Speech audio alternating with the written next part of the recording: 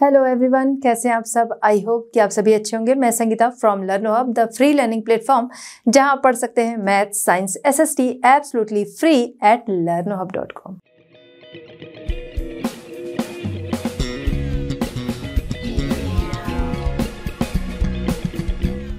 बच्चों, आज हम डिस्कस करेंगे आईसीसी क्लास 6। टॉपिक हमारा है north America, climate, natural vegetation, wild life, mineral and power resources.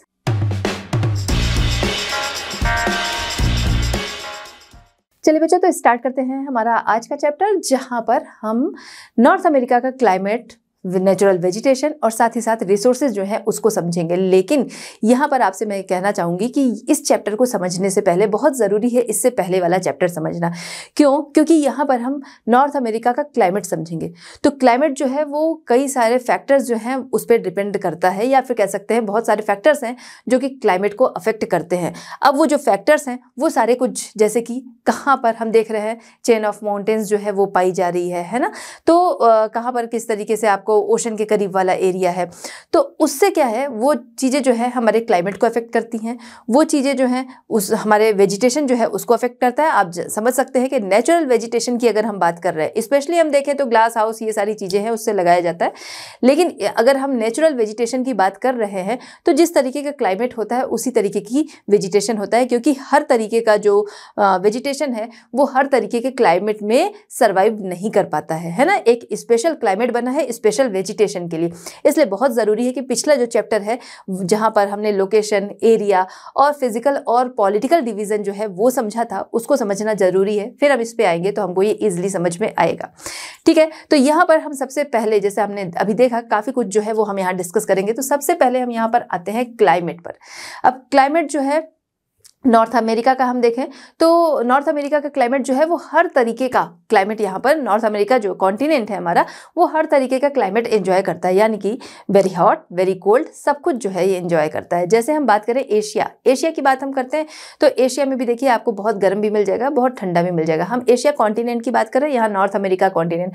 अगर हम सिर्फ अपनी कंट्री पर आ जाते हैं जो कि आता है एशिया कॉन्टिनेंट में, तो हम अपनी कंट्री में ही देख रहे हैं कि वेरिएशन जो है वो बहुत ज़्यादा क्लाइमेट में देखने को मिलता है। अभी वेरिएशन क्यों आता है? ये वेरिएशन, ये जो फैक्टर्स अभी हम देखेंगे, इन्हीं वजहों से हमारे यहाँ भी क्या है, वेरिएशन देखने को मिलता है क्लाइमेट में। कि हम देखते हैं नॉर्थ की तरफ बिल्कुल जाते हैं तो वो क्या है, बहुत ही ठंडा है। सेंटर में आते हैं कॉन्टिनेंटल टाइप है क्लाइमेट है, यानी कि बहुत ज़्यादा मतलब जब विंटर्स हैं तो बहुत ठंडा है, और जब समर्स हैं तो क्या है, बहुत ही गर्म है, इस तरीके का। यही हम जब साउथ की तरफ जाते हैं तो उधर साउथ की तरफ हमें किस तरीके का क्लाइमेट देखने को मिलता है हमारे देश में। साउथ की तरफ टेम्परेट क्लाइमेट जो है वो हमें देखने को मिलता है, यानी कि बहुत ज़्यादा गर्म नहीं, बहुत ज़्यादा ठंडा नहीं, है ना। तो इस तरीके का क्लाइमेट जो है वो क्यों हमारे यहाँ वेरिएशन देखने को मिलता है। ये वेरिएशन जो है, अभी हम फैक्टर्स देखेंगे, यही फैक्टर्स जो है इन्हीं वजह से वेरी करता है। तो हम बात कर रहे हैं नॉर्थ अमेरिका, जो कि हमारा 3rd नंबर का साइज वाइज कॉन्टिनेंट आता है। हम पूरे कॉन्टिनेंट की बात करें, एक देश की बात नहीं करें, तो ये पूरा कॉन्टिनेंट जो है ये कई तरीके का क्लाइमेट जो है वो, मतलब हर तरीके का क्लाइमेट जो है उसे एंजॉय करता है। चलिए आइए समझते हैं कि कौन से फैक्टर्स हैं, factors affecting the climate of North America, जिसकी वजह से कौन से फैक्टर्स हैं जिसकी वजह से नॉर्थ अमेरिका जो है वो हर तरीके के क्लाइमेट जो है उसे एंजॉय करता है।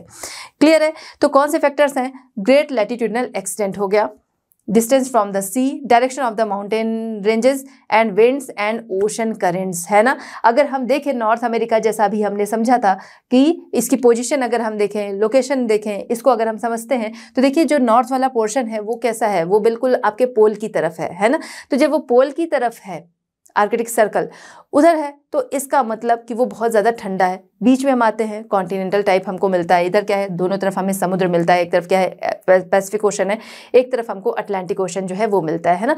हम और साउथ की तरफ आते हैं तो ये क्या है, इक्वेटर के करीब आ जाता है, तो इस वजह से यहाँ पर क्या है, गर्म होता है, यहाँ का टेम्परेचर जो है वो ज़्यादा होता है। तो ये सारी चीज़ें जो है इसके क्लाइमेट पर असर डालती हैं। क्लियर है? तो आइए वन बाय वन इनको हम समझते हैं। चलिए तो देखते हैं नॉर्थ अमेरिका के क्लाइमेट को अफेक्ट करने वाले फैक्टर्स। सबसे पहले बात करते हैं हम लोग यहाँ पर great latitudinal extent. Great latitudinal extent की अगर बात करें तो देखिए, अगर हम नॉर्थ अमेरिका की पोजीशन देखते हैं तो कहाँ पर आ रही है, यहाँ पर ब्लू कलर से आपको शो हो रहा होगा इक्वेटर, है ना। अगर वहाँ से क्लियर नहीं भी आ रहा है, बट बता रही हूँ कि ब्लू कलर से यहाँ पर इक्वेटर जो है वो शो हो रहा है। इसके बाद आप देखते हैं ट्रॉपिक ऑफ कैंसर एंड नीचे की तरफ है ट्रॉपिक ऑफ कैप्रिकॉर्न, यानी कि इक्वेटर से नॉर्थ जब हम जाते हैं 23.5 डिग्री तो आता है ट्रॉपिक ऑफ कैंसर, एंड जब साउथ आते हैं इक्वेटर से ही 23.5 डिग्री साउथ तो आता है ट्रॉपिक ऑफ कैप्रिकॉर्न। क्लियर? तो ये जो जोन होता है इसको हम लोग किस नाम से जानते हैं? इस जोन को हम जानते हैं टॉरिड जोन, है ना। ये कौन सा हो गया? टॉरिड जोन हो गया। इसके बाद आपका ट्रॉपिक ऑफ कैंसर से आगे हम बढ़ते हैं ऊपर आर्कटिक सर्कल तक। तो ये वाला जो जोन होता है इसको हम क्या कहते हैं? इसको हम कहते हैं टेम्परेट जोन, है ना। टॉरिड जोन, टेम्परेट जोन, इसके ऊपर फिर आता है आगे फ्रिजिड जोन जो कि पूरा पोल तक आपके जाता है। ऐसा ही साउथ की तरफ भी हम आते हैं इक्वेटर से, तो इधर भी क्या है? ट्रॉपिक ऑफ कैप्रिकॉर्न से जब हम और नीचे जाते हैं 66.5 डिग्री पर आर्कटिक सर्कल है, ठीक है। तो ये वाला जो डिस्टेंस है इसको हम लोग टेम्परेट जोन के नाम से जानते हैं। इधर भी क्या है? इधर भी टेम्परेट जोन, है ना। और उसके ऊपर जो है जैसा भी हम लोगों ने बोला कि वो क्या है? वो है फ्रिजिड जोन। तो देखिए ये आपका जो पोर्शन है ये टॉरिड जोन है। तो देखिए यहाँ पर भी नॉर्थ अमेरिका का कुछ पार्ट जो है वो आ रहा है, मैक्सिको वाला लगभग, है ना। मैक्सिको और उसके आगे की जो कंट्रीज हमने देखी थी वो पार्ट जो है वो आ रहा है कहाँ पर? आपके टॉरिड जोन में। टॉरिड जोन यानी कि जो इक्वेटर है उसके आसपास का एरिया है, तो अपेक्षितया या कह सकते हैं कंपेरेटिवली ऊपर वाले से क्या होगा? गर्म होगा, क्योंकि ये आ रहा है इक्वेटर के पास। अब इसके बाद टेम्परेट जोन जो है वो हमने देखा कि ये जो पोर्शन है यहाँ पर आपका टेम्परेट जोन आ रहा है ना। तो मोस्ट ऑफ द पार्ट जो है नॉर्थ अमेरिका का वो कहाँ पर आता है? वो आता है टेम्परेट जोन में। और इसके ऊपर कुछ पार्ट जो है वो टॉरिड जोन में आता है, सॉरी वो आता है आपका फ्रिजिड जोन में, है ना। उसके ऊपर फ्रिजिड जोन जैसे नाम से समझ में आ रहा है कि वहाँ पर काफ़ी ज़्यादा ठंडी होती है, बिल्कुल फ्रिजिड वाली पोजिशन जो है वो वहाँ पर होती है। क्लियर? तो इसका अभी हम लोगों ने क्या देखा कि क्लाइमेट को अफेक्ट करने वाले फैक्टर्स में यहाँ पर हमने बात की लैटिट्यूडनल एक्सटेंट, है ना। तो लैटिट्यूडनल एक्सटेंट, लैटिट्यूड यही है ना, लैटिट्यूड और लॉन्गिट्यूड में तो कोई कंफ्यूजन है नहीं। जो लेटा हुआ है वो लैटिट्यूड, जो लॉन्ग है वो लॉन्गिट्यूड, है ना। तो अभी हमें क्या दिख रहा है? जिस तरीके से हमने देखा कि जोन में ये पड़ रहा है, लैटिट्यूडनल जोन जब हमने देखा तो उसी के अकॉर्डिंग हमको ये समझ में आ रहा है कि उसके अकॉर्डिंग ही क्या होगा? उस जगह का क्लाइमेट जो है वो इन्फ्लुएंस होगा, बिल्कुल। तो ये अफेक्ट करता है। अब आइए देख लेते हैं। Southern part lies in the torrid zone, बिल्कुल, while most of the North America lies within the temperate zone, some part in the north of the continent lie in the frigid zone, बिल्कुल। चलिए अब बात करते हैं हम लोग distance from the सी से जो डिस्टेंस है वो भी किसी भी जगह के क्लाइमेट को बहुत ज़्यादा प्रभावित करता है। देखिए सी के आसपास का जो एरिया होगा वो मैरीटाइम क्लाइमेट या कह सकते कोस्टल रीजन जो है वो मैरीटाइम क्लाइमेट जो है उसे फील करेगा। इंटीरियर इलाके जो है उनकी बात हम करें तो वहाँ पर एक्सट्रीम या कॉन्टिनेंटल टाइप क्लाइमेट जो है वो फील होगा, यानी कि न बहुत ज़्यादा वो यानी कि समर में वो कैसा होगा? समर में वहाँ पर गर्मी होगी, एंड विंटर्स कैसे होंगे? विंटर में वहाँ पर ठंड होगी। चलिए आइए देख लेते हैं। Sea as a moderating influence on the climate of a place to place, ठीक है। क्लोज टू द सी, जहाँ पर क्या है? लो रेंज होगी टेम्परेचर की लो रेंज का मतलब क्या है? देखिए सी के क्लोज जो एरिया होगा वहाँ पर टेम्परेचर की लो रेंज होगी। इसका मतलब समर और विंटर का जो टेम्परेचर है उसमें बहुत ज़्यादा अंतर नहीं आएगा, अंतर आएगा लेकिन बहुत अंतर नहीं होगा। वहीं पर अगर हम बात करें एंड एक्सपीरियंस मैरीटाइम क्लाइमेट, ठीक है, वो मैरीटाइम क्लाइमेट जो है उसको एक्सपीरियंस करेगा। वहीं दूसरी तरफ हम बात करते हैं places located far away from the sea, तो सी से दूर जो इलाके हैं, ठीक है, वहाँ पर अगर हम देखें या इंटीरियर जो है वहां पर देखें कॉन्टिनेंट है एक्सट्रीम या फिर कॉन्टिनेंटल क्लाइमेट जो है उसको फील करेगा वो। तो यहाँ पर भी हम देख रहे हैं कि डिस्टेंस फ्रॉम द सी जो है ये भी अफेक्ट करता है किसी भी जगह के क्लाइमेट को, ठीक है, कॉन्टिनेंटल टाइप क्लाइमेट, जिसका मतलब जो भी हमने समझा कि समर जो होंगे वो गर्म होंगे एंड विंटर्स जो है वो ठंडे होंगे। दोनों के टेम्परेचर में अंतर देखने को मिलेगा। चलिए तो नेक्स्ट फैक्टर है direction of the mountain range, ठीक है। तो माउंटेन रेंज का डायरेक्शन जो है वो हम यहाँ पर समझेंगे। अब माउंटेन रेंज का डायरेक्शन किस तरीके से किसी भी जगह की क्लाइमेट जो है उसको अफेक्ट करता है वो हम लोग यहाँ पर समझेंगे। क्लियर है? तो इसी के लिए बहुत ज़रूरी है कि पिछला चैप्टर जो है वो हमें समझना ज़रूरी था। चलिए एक बार यहाँ पर भी देख लेते हैं। हम क्या देखते हैं? यहाँ पर ब्रुक्स रेंजेस हैं, ठीक है। इधर क्या है? अलास्का रेंजेस है, इधर रॉकी माउंटेन है, इधर कोस्ट माउंटेन्स हैं, कास्केड है, सियरा नेवादा है। ये सारा कुछ हमने देखा था, है ना, ये सारा कुछ हमने देखा था। क्लियर है? अब क्या है कि इधर हम देख रहे हैं माउंटेन्स हैं और इधर हम आते हैं ईस्टर्न हाईलैंड्स, एप्लेशियन माउंटेन जो है क्लियर है? तो ये रेंजेस हमें देखने को मिल रही हैं। इसकी वजह से अगर हम देखें तो इधर पैसिफिक ओशन और इधर अटलांटिक ओशन, जिसकी वजह से क्या है, यहाँ पर मैरीटाइम क्लाइमेट जो है वो फील होता है। ठीक है, अब उसका असर जो है ये माउंटेन्स जो है उतना ज़्यादा इंटीरियर इलाके जो है वहाँ पर नहीं पड़ने देते। क्लियर है? तो मैरीटाइम क्लाइमेट यहाँ पर फील हो रहा है, वही यहाँ पर भी हो सकता था, लेकिन क्योंकि ये माउंटेन रेंजेस है जो कि क्या है, यहाँ का क्लाइमेट जो है वो वहाँ पर उतना इन्फ्लुएंसली नहीं पहुँचने देते हैं। वहीं पर अगर हम बात कर रहे हैं नॉर्थ और साउथ को देखें, यहाँ पर हमें कोई माउंटेन रेंजेस जो है वो देखने को नहीं मिल रही है, जिसकी वजह से ये जो आपका टुंड्रा रीजन है, ये आर्कटिक सर्कल वाला अगर हम देखें, है ना, तो जो टुंड्रा रीजन है ये क्या है, बहुत ठंडा है। यहाँ से ठंडी हवाएं जो हैं वो इंटीरियर इलाके जो हैं इस तरफ, इंटीरियर रीजन जो है इस तरफ आ जाती हैं, जो कि यहाँ के टेम्परेचर जो है उसको डाउन करती हैं।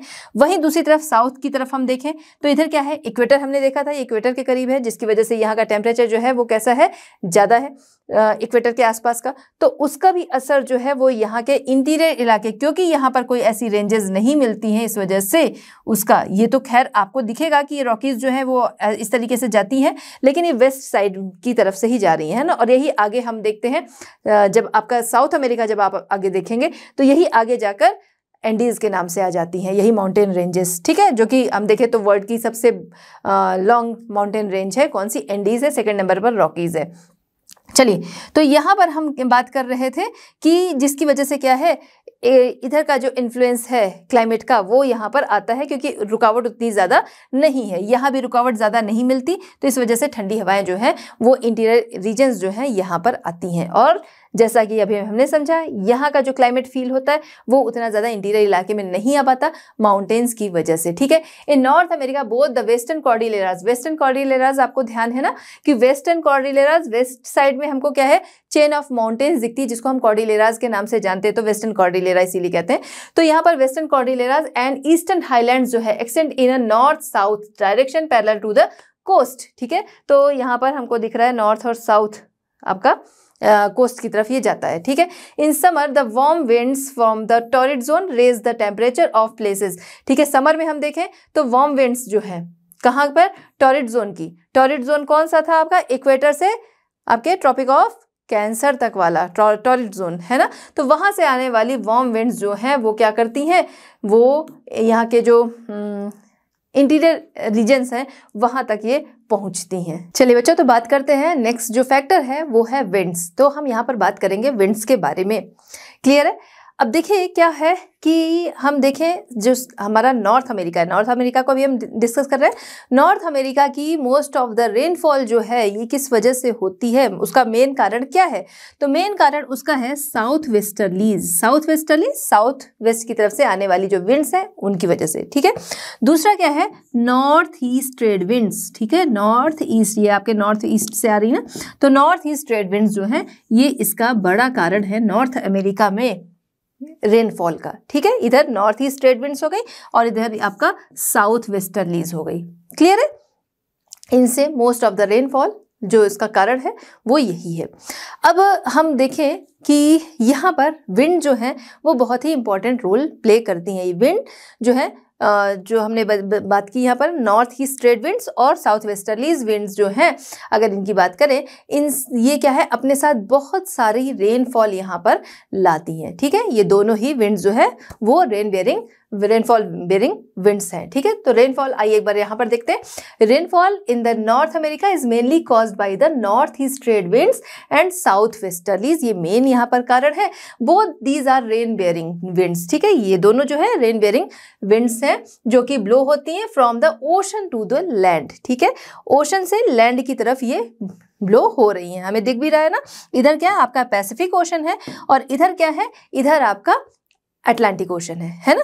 तो ये ओशन से लैंड की तरफ ये विंड्स जो है वो चलती हैं। क्लियर है? अच्छा, अगर यहाँ पर हम बात करें ओशन से लैंड की तरफ चलती हैं, ऐसा ही क्यों होता है? ऐसा इसलिए होता है कि देखिए जब भी विंड्स चलती हैं, ये हमेशा याद कर लीजिए किसी भी कंडीशन में किसी भी जगह पर, ठीक है, विंड्स हमेशा ही हाई प्रेशर से लो प्रेशर चलती है, ठीक है, हाई प्रेशर से लो प्रेशर की तरफ विंड्स हमेशा चलती हैं। अब ये हाई प्रेशर कहाँ बनता है, थोड़ा ये भी समझ लेते हैं। हाई प्रेशर वहाँ बनता है जहाँ पर टेम्परेचर जो है वो कम होता है। देखिए, टेम्परेचर और प्रेशर इन दोनों में बिल्कुल अपोजिट रिलेशन होता है। टेम्परेचर कम यानी जहाँ पर ज़्यादा ठंडा है वहाँ पर टेम्परेचर कम है, उधर से ही विंड जो है वो चलती हैं किधर, हाई प्रेशर। इधर क्या है, टेम्परेचर कम है, टेम्परेचर कम यानी कि यहाँ पर ठंडक ज़्यादा है, ठंडक ज़्यादा है यानी कि यहाँ पर क्या है, हाई प्रेशर है, ठीक है, यहीं पर हाई प्रेशर बनेगा क्योंकि यहाँ पर ठंडा है जिसकी वजह से जो हवा है वो क्या है, डेंस है। क्लियर है, इसीलिए यहाँ पर हाई प्रेशर है, दबाव ज़्यादा है, हाई प्रेशर है। वही क्या है, जहाँ पर गर्मी होगी, टेम्परेचर जहाँ का ज़्यादा होगा वहाँ गर्मी होगी, तो जहाँ पर क्या है गर्मी है या टेम्परेचर जो है ज़्यादा है वहाँ पर वो क्या है, वो राइज कर जाती है, इस वजह से वहाँ पर प्रेशर जो है वो कम होता है। क्लियर है, टेम्परेचर ज़्यादा तो वहाँ पर प्रेशर कम होता है इसी वजह से, क्योंकि वहाँ की हवाएं जो है वो राइज हो जाती हैं, ठीक है, इसलिए उनका वेट जो है वो कम होगा। एक तरीके से हम ऐसे समझ सकते हैं, तो वहाँ पर प्रेशर जो है वो कम होगा। तो हाई प्रेशर से लो प्रेशर की तरफ हवाएं हमेशा चलती हैं। अब ये क्या है, समुद्र से की तरफ से ये हवाएं चलती हैं, समुद्र जो है कि क्या ठंडे हैं लैंड की अपेक्षा। अब क्या हो रहा है कि अपने साथ ही बहुत सारा मॉइस्चर लाती हैं। वेस्टर्न कॉर्डिलेराज हमने पहले ही देखा, इनसे क्या है ये टकराती हैं, यहाँ पर माउंटेन ऑफ चेन यहाँ पर पाई जाती है ना, तो इनसे टकराती हैं और इधर की तरफ क्या है, रेनफॉल हो जाती है। ऐसे ही नॉर्थ ईस्ट ट्रेड विंड्स जो हैं, जब ये विंड्स आती हैं तो यहाँ पर जो आपके कोस्ट है, ईस्टर्न कोस्ट जो है, ठीक है, इधर की तरफ ये रेनफॉल कराती हैं, और ये जो साउथ ईस्ट वाला जो रीजन है, इधर की तरफ ये नॉर्थ ईस्ट ट्रेड विंड्स जो है इनकी वजह से रेनफॉल होती है। क्लियर है, तो यहाँ पर हम देखें ड्यूरिंग समर जो है हमें वैसे भी दिखता है कि ड्यूरिंग समर जो लैंड है उसका टेम्परेचर क्या होगा, टेम्परेचर उसका बढ़ जाएगा, यानी कि यहाँ पर प्रेशर क्या है, लो बनेगा, है ना। तो यह इस वजह से ये हाई प्रेशर से लो प्रेशर की तरफ ये हवाएं आती है ड्यूरिंग समर। अगर हम देखें तो ईस्टर्न कोस्ट और आपका साउथ ईस्ट वाला जो रीजन है, यहाँ पर नॉर्थ ईस्ट ट्रेड विंड्स जो हैं वो क्या है, वो रेनफॉल लाती हैं, ठीक है। North east trade winds bring heavy rainfall to the east coast and southern part of North America during summer. अब हम बात करते हैं साउथ वेस्टर्लीज। अब ये साउथ वेस्टर्लीज जो है कहाँ से आ रही है, पैसिफिक ओशन जो है यहाँ से मॉइस्चर लेकर आ रही है। तो अगर इनकी बात हम करें, ये जो है ये नॉर्थ वेस्ट की तरफ देखें तो थ्रू आउट द ईयर ये क्या है, रेनफॉल कराती हैं। थ्रू आउट द ईयर इनकी वजह से, जो साउथ वेस्टर्लीज है इनकी वजह से रेनफॉल होती है। वहीं पर ये जो साउथ वेस्ट वाला रीजन है, इधर हम देखें ड्यूरिंग समर इसकी वजह से रेनफॉल होती है। क्लियर है, the winds also influence the temperature condition. Wind जो है वो टेम्परेचर कंडीशन जो है इससे इन्फ्लुएंस होती हैं। कैसे होती है, अभी हमने समझा ना, टेम्परेचर कंडीशन से विंड जो है इन्फ्लुएंस होती हैं। कैसे, क्योंकि हमने देखा टेम्परेचर और विंड्स जो है, प्रेशर जो है, इनमें क्या है, इनमें अपोजिट रिलेशन होता है। क्लियर है, तो इससे ये कैसे विंड्स जो है इन्फ्लुएंस होंगी, टेम्परेचर जो है वो कम है तो विंड्स जो है वो ज़्यादा टेम्परेचर की तरफ चलेंगी, है ना, हाई प्रेशर से लो प्रेशर की तरफ चलेंगी। तो इस तरीके से इनको इन्फ्लुएंस करता है। चलिए तो बात करते हैं हम लोग यहाँ पर ओशन करंट्स। ओशन करंट्स जो है ये भी किसी भी जगह का जो क्लाइमेट है उसको बहुत ज़्यादा प्रभावित करती हैं।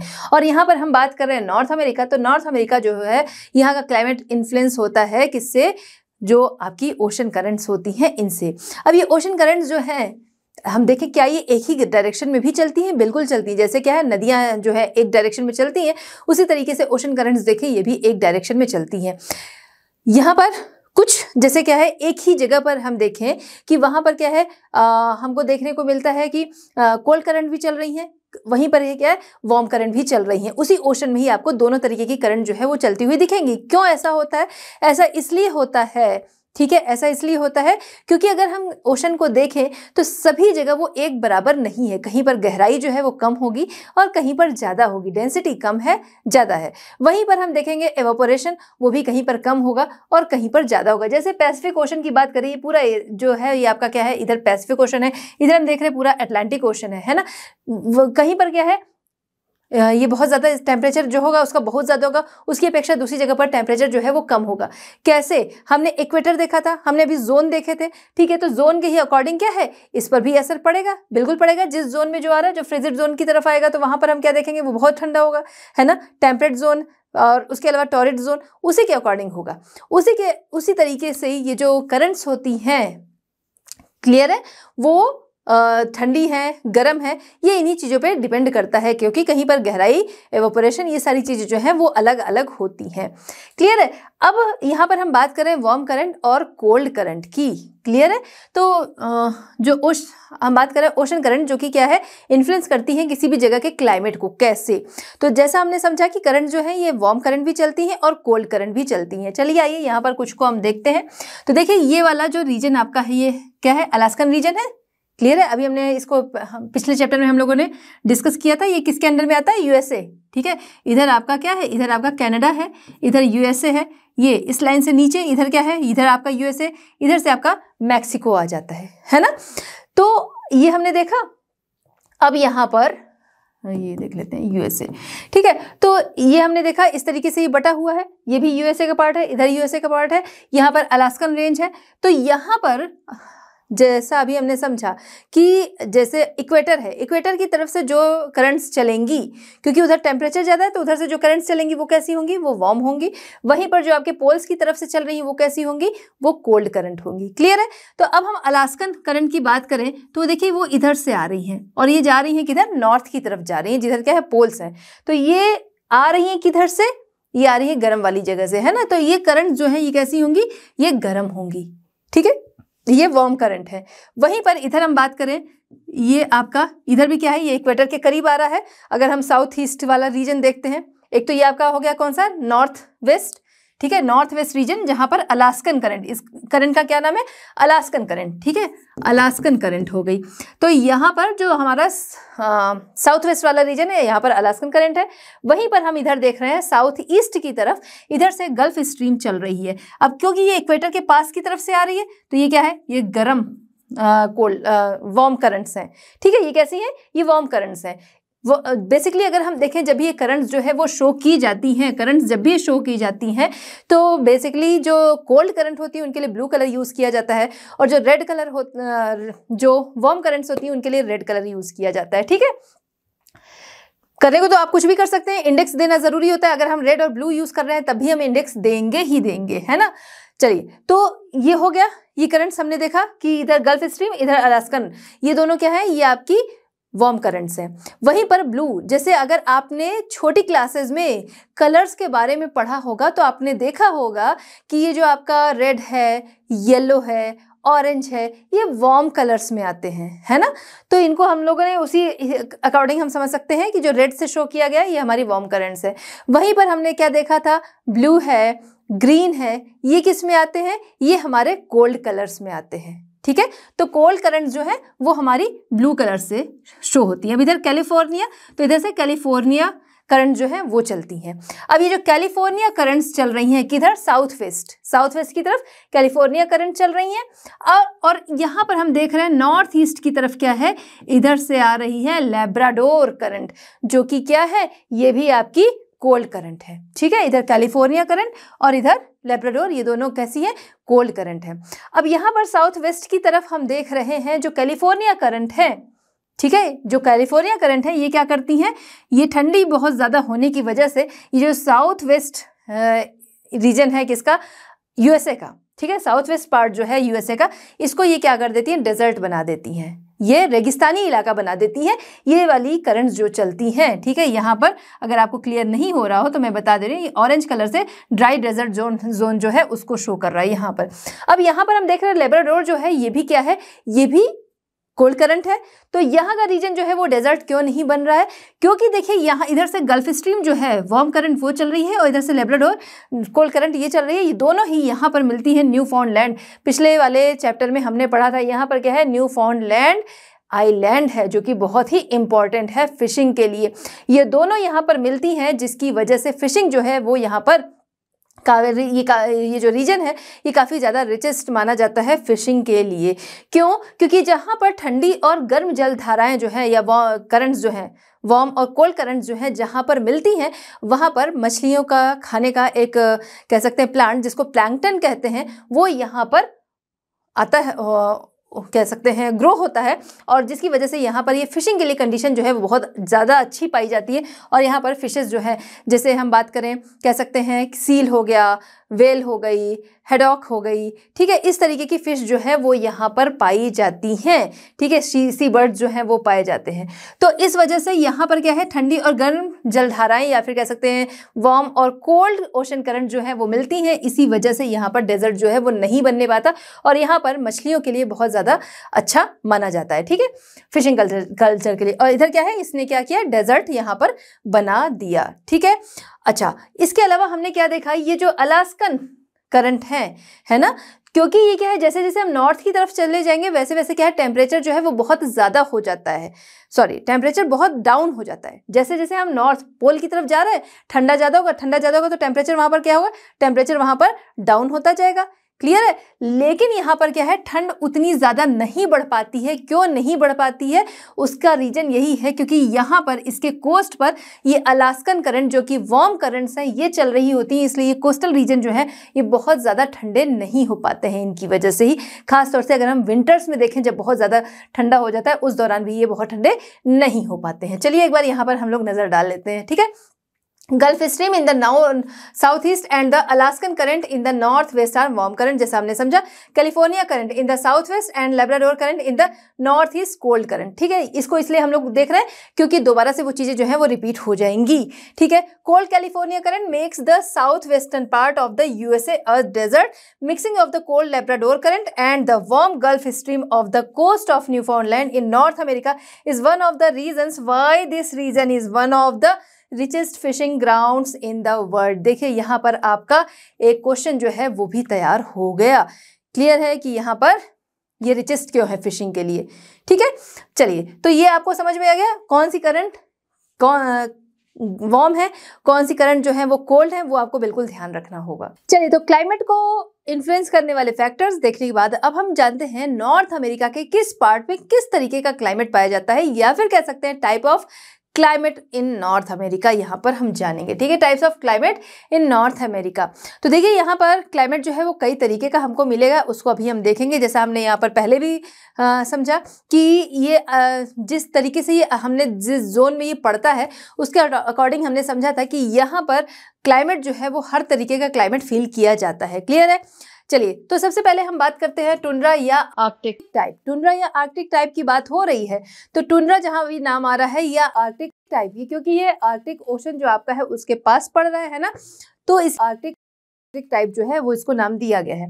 अब यहाँ पर अलास्का जो है कुछ पोर्शन इसका आ जाएगा, ठीक है, कुछ पोर्शन जो है वो कनाडा का आएगा, और ये छोटे छोटे जो आपके आइलैंड्स हैं ये इसमें कवर होंगे, ठीक है। ये वाला जो रीजन है ये आपका टुंड्रा या आर्कटिक टाइप क्लाइमेट जो है उसको शो करता है।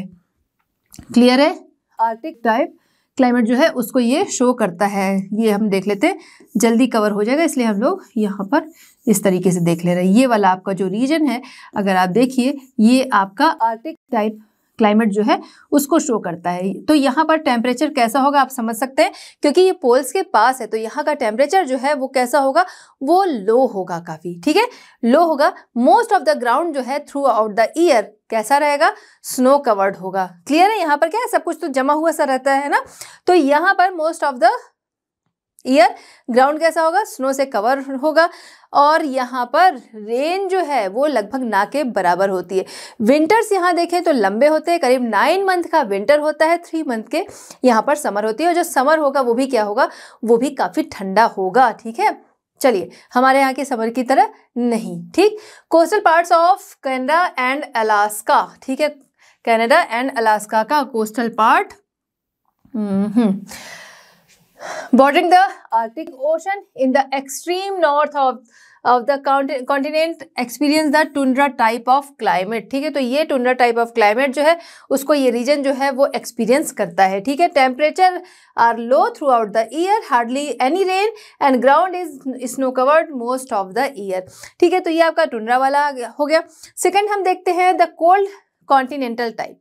कोल्ड कॉन्टिनेंटल टाइप क्लाइमेट जो है अब हम इसकी बात करेंगे। देखिए, कॉन्टिनेंटल टाइप की बात हम करें जहां पर जो समर और विंटर का टेम्परेचर होगा वो वेरी करता है। क्लियर है।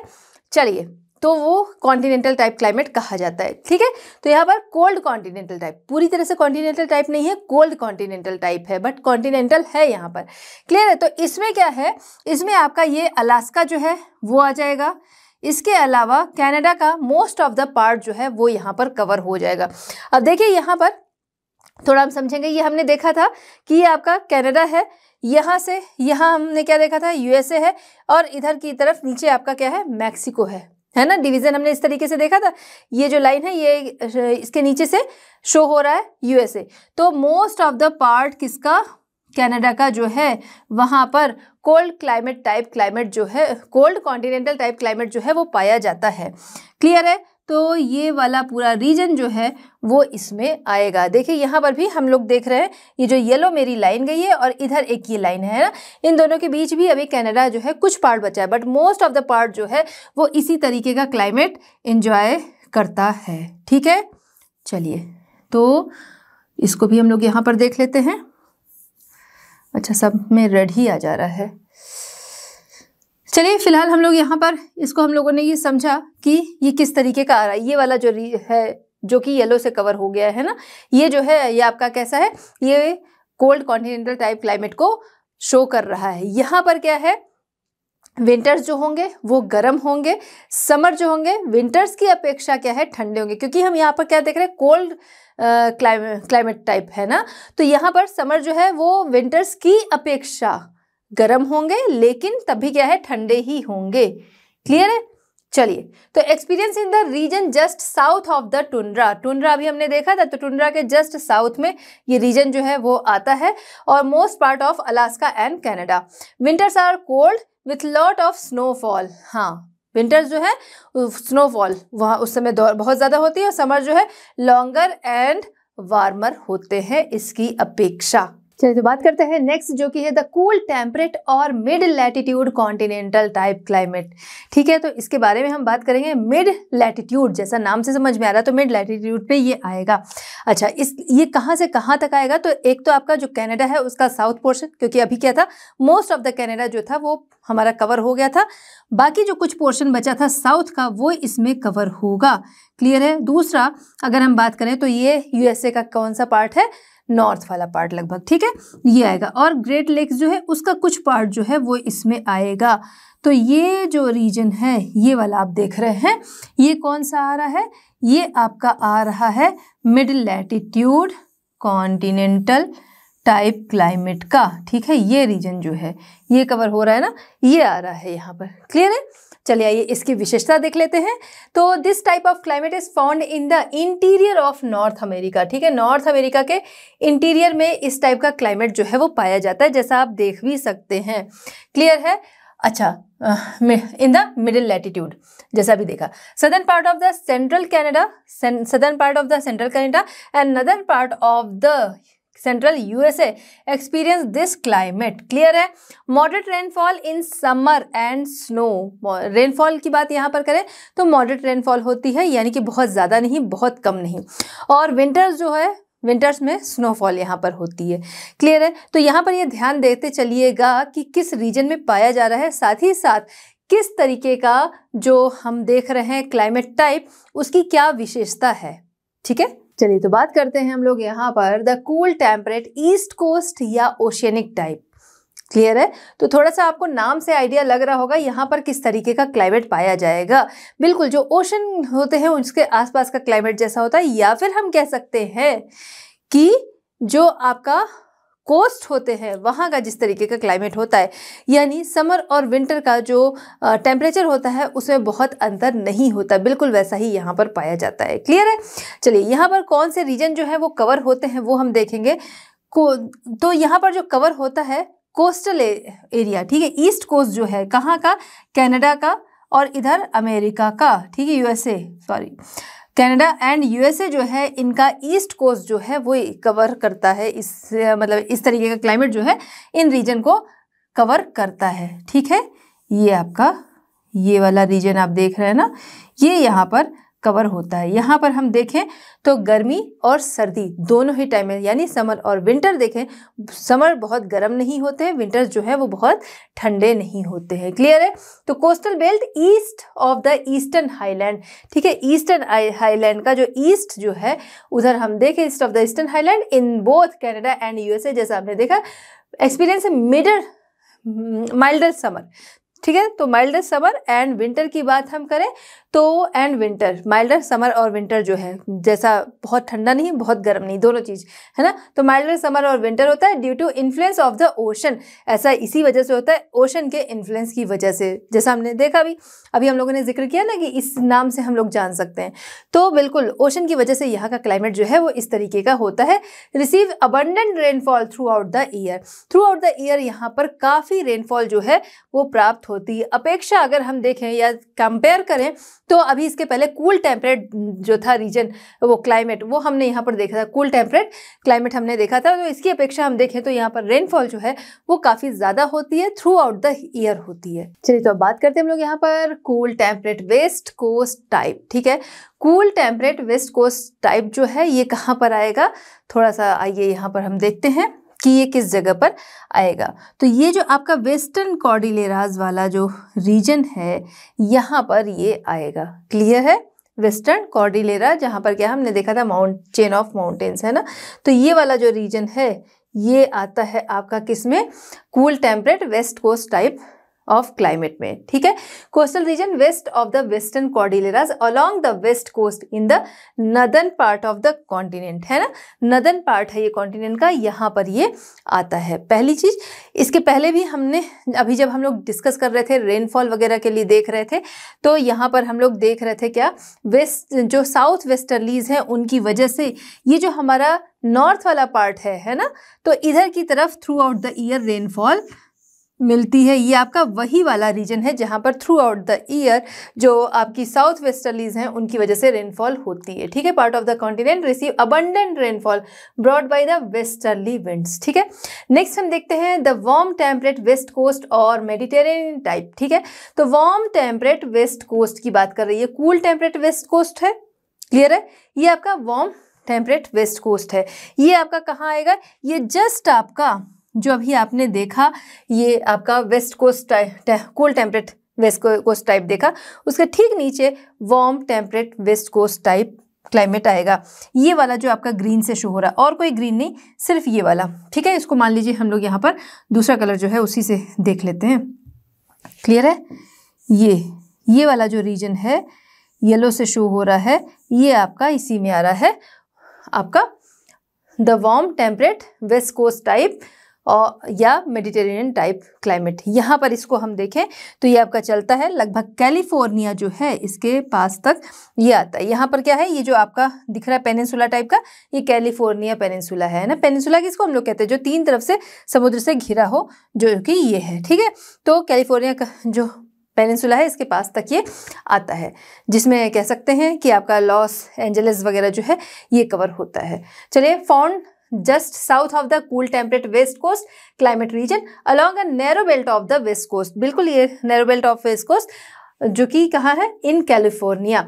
Here summers are warm and dry, summer जो है वार्म एंड ड्राई होते हैं, जबकि विंटर्स जो होते हैं वार्म और वेट होते हैं। हमने अभी देखा था ना कि इधर की तरफ विंटर्स जो है उसमें थोड़ी बारिश होती है, किसकी वजह से, जो आपकी साउथ वेस्टर्लीज हैं उनकी वजह से।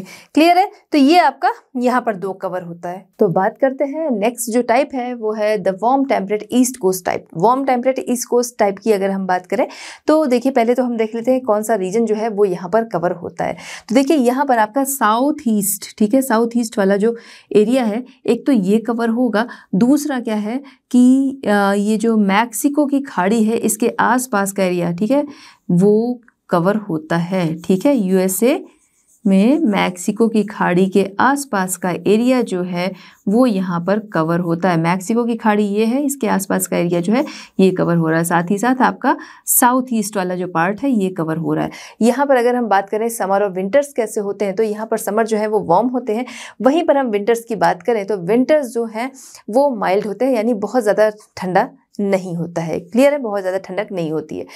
यहाँ पर अगर हम रेनफॉल की बात करें तो इस पूरे एरिया में रेनफॉल होती है, लेकिन ये रेनफॉल जो है ये किसके द्वारा होती है, थोड़ा सा ये अगर आप ध्यान देंगे किसके द्वारा होती है वो हम लोग पहले भी डिस्कस किए थे। जो आपका अटलांटिक ओशन है उधर से आने वाली नॉर्थ ईस्ट ट्रेड विंड्स जो है इनकी वजह से यहाँ पर रेनफॉल होती है। क्लियर है, ये पूरा एरिया जो है वो रेनफॉल को रिसीव करता है। चलिए देख लेते हैं। समर वार्म एंड विंटर्स जो है वो माइल्ड है और रेनफॉल मोस्टली जो है वो समर में होती है, जो कि किसके द्वारा होती है। ठीक है, अच्छा इसके अलावा एरिया की अगर हम बात करें तो देखिए साउथ वेस्टर्न पार्ट जो है वो यहाँ पर कवर होता है। ठीक है, south western part of the continent and the coastal area around the Gulf of Mexico ये जो है ये एक्सपीरियंस करता है। ठीक है, चलिए अब नेक्स्ट हम आते हैं जो कि आपका है हॉट डेजर्ट टाइप क्लाइमेट। ठीक है, हॉट डेजर्ट टाइप क्लाइमेट की अगर हम बात करें तो ये इस तरीके का क्लाइमेट जो है कहाँ पर पाया जाता है, मेनली वहाँ पर पाया जाएगा जहाँ पर क्या है रेनफॉल कम होगी। ठीक है, तो हाँ बिल्कुल जहाँ पर नॉर्थ ईस्ट विंड्स जो है इनके द्वारा जो रेनफॉल होती है वो भी नहीं पहुँचती। दूसरी तरफ हम बात करें ये आपकी साउथ वेस्टर्लीज जो है इनके द्वारा भी रेनफॉल नहीं पहुँचती है। उस रीजन में क्या है वो जब वहाँ पर पानी नहीं मिल रहा है तो डेजर्ट एरिया जो है वो बन जाता है। ठीक, तो यहाँ पर आपका ये कैलिफोर्निया वाला एरिया जो है ये कवर होता है। पेन का कलर हम लोग यहाँ पर चेंज कर लेते हैं, पर्पल कर लेते हैं। तो ये वाला जो रीजन है वो यहाँ पर कवर होता है। ये एरिया जो है ये क्या है, ये डेजर्ट में आएगा। यहाँ यूएसए का कुछ पार्ट जो है ये कवर हो रहा है, साथ ही साथ नॉर्थ मैक्सिको जो है, नॉर्थ मैक्सिको यानी मैक्सिको का ऊपरी भाग जो है वो कवर होता है। ठीक है, तो ये होता है। यहाँ पर देखा जाए तो समर्स जो है वो ड्राई रह जाते हैं और साथ ही साथ काफ़ी गर्म रहते हैं। ठीक है, in places where the influence of the rain bearing westerlies and साथ ही साथ नॉर्थ ईस्ट ट्रेड विंड जो है वो नहीं पहुंचती है, वहां पर इस तरीके का क्लाइमेट जो है वो मिलता है। कैसा क्लाइमेट होगा, क्लाइमेट जो होगा वो बहुत ज़्यादा हॉट होगा समर्स में। डेजर्ट क्लाइमेट जो है मेनली कहाँ पर पाया जाएगा, northern Mexico and the south waste of the USA. ठीक है, वो भी हमने यहाँ पर देखा। चलिए तो नेक्स्ट हम देखते हैं यहाँ पर the tropical type. Tropical type की अगर हम बात करें तो इसमें पहले तो कौन सा रीजन जो है वो कवर होता है उसको हम देखेंगे। ठीक है, तो यहाँ पर कवर होने वाला जो रीजन है अगर उसकी बात हम करें तो कौन सा कवर होता है, तो देखिए आपका नॉर्थ मैक्सिको भी इसके पहले हमने देखा था, अब साउथ मैक्सिको जो है वो यहाँ पर कवर होता है और साथ ही साथ आपका सेंट्रल अमेरिका जो है ये कवर होता है। ठीक है, तो नॉर्थ मैक्सिको आपको साउथ मैक्सिको जो है वो आपको समझ में आ गया। मैक्सिको का जितना एरिया है ना, यहाँ तक मैक्सिको आ रहा था, इधर आपका नॉर्थ मैक्सिको पहले ही कवर हो चुका, साउथ मैक्सिको जो है ये आ रहा। साथ ही साथ मैंने अभी यहाँ पर बोला कि सेंट्रल अमेरिका जो है वो कवर हो रहा है। आपको याद होगा अगर पिछला वाला आपने वीडियो देखा है तो, कि नॉर्थ अमेरिका जो है वो कहाँ पर आता है। नॉर्थ अमेरिका हम कहते हैं मैक्सिको के बाद वाली जो कंट्रीज हमने देखा 7 कंट्रीज हैं, वो ग्वाटेमाला, निकारागुआ वगैरह जो थे, है ना, तो ये जो थे इनको हम क्या कहते हैं, इनको हम जानते हैं किस नाम से, सेंट्रल अमेरिका के नाम से। अगर इसी में क्या है मैक्सिको को भी हम ऐड कर देते हैं तो उसे हम मिडिल अमेरिका के नाम से जानते हैं। तो अभी मैंने बोला कि यहाँ पर साउथ मैक्सिको प्लस आपका जो ये सेंट्रल अमेरिका है ये यहाँ पर कवर होता है। अच्छा, इसके अलावा इधर हमने देखा था, यहाँ पर तो नहीं बना है बट कई सारे यहाँ पर हमने देखे थे छोटे छोटे आइलैंड्स जो थे वो बने थे, है ना, याद होगा आपको। इधर आपका कौन सा क्यूबा हो गया, फिर इसके अलावा अगर बात करें जमैका था, हैती था, है ना, हवाना था। तो इस तरीके से बहुत सारे यहाँ पर आइलैंड बने थे जिनको हमने वहाँ पर भी डिस्कस किया था कि कैरेबियन, इनका जो कलेक्टिवली नाम है इसे कैरेबियन आइलैंड या वेस्ट इंडीज़ के नाम से हम जानते हैं, है ना। तो ये पूरा रीजन जो है वो यहाँ पर कवर होता है। क्लियर है। अब इस तरीके का ट्रॉपिकल क्लाइमेट जो है इसकी विशेषता क्या है, इसकी क्वालिटी क्या है, वो यहाँ पर देखेंगे। तो southern Mexico, central America and the West Indies जो है ये हॉट एंड ह्यूमिड रीजन में आते हैं। ठीक है, ये प्लेसेस ऐसे हैं जहाँ पर रेनफॉल की अगर हम बात करें तो रेनफॉल जो है वो अच्छी होती है, ज़्यादा रेनफॉल होती है, लेकिन कब ज़्यादा होती है, समर्स में ज़्यादा रेनफॉल मिलती है। थ्रू आउट द ईयर यहाँ पर रेनफॉल होगी, लेकिन समर्स में ज़्यादा इनकी रेनफॉल होती है इन रीजन्स में। ठीक है, जहाँ पर इस तरीके का क्लाइमेट पाया जाता है। ठीक है, यहाँ पर जो होने वाली रेनफॉल है वो किसके द्वारा होती है, तो देखिए ये वाला एरिया जो है इसको देख के भी आपको समझ में आ रहा होगा कि जो अटलांटिक ओशन से आने वाली नॉर्थ ईस्ट ट्रेड विंड्स हैं उनके द्वारा यहाँ पर रेनफॉल होती है। चलिए बच्चों, तो बात करते हैं हम लोग यहाँ पर natural vegetation and wild life के बारे में। ठीक है, तो अभी हमने इसके पहले जो था क्लाइमेट टाइप जो था वो देखा, किस रीजन में किस तरीके का क्लाइमेट पाया जा रहा है। तो देखिए कहीं किसी भी जगह का जो नेचुरल वेजिटेशन होता है वो काफ़ी हद तक उस जगह के क्लाइमेट पे डिपेंड करता है। ये आपने समझा होगा, जाना होगा कि देखिए किसी स्पेशल जगह जो भी होती है, उस स्पेसिफिक जगह, ठीक है, किसी स्पेसिफिक जो प्लेस है उस जगह का हम देखें कि उस जगह उसी तरीके की वेजिटेशन, नेचुरल वेजिटेशन जो है वो पाया जाता है।